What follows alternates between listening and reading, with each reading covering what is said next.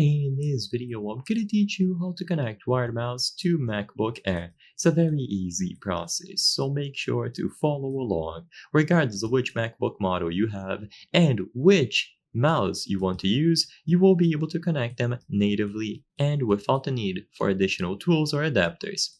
So all that you need for this is the proper USB cable. Most mice will have a USB cable already attached to them.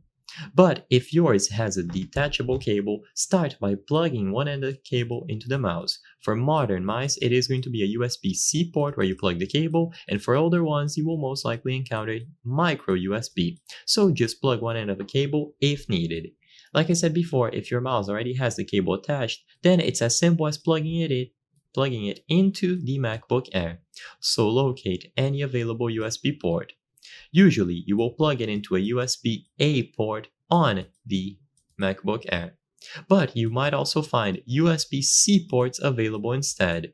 If that's the case, then you plug it into a USB-C port using a USB-C to USB-C cable. It doesn't matter, just find the appropriate port, and if needed, use an adapter to convert the USB port from USB-A to USB-C or USB-C to USB-A.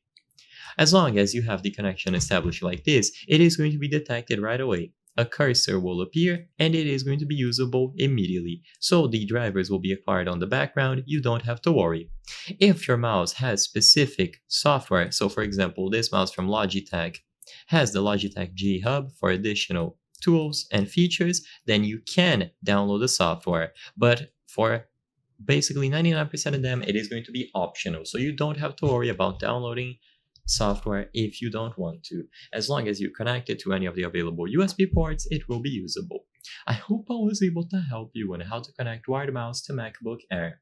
If this video helped you, please be sure to leave a like and subscribe for more very easy tips. Thank you for watching.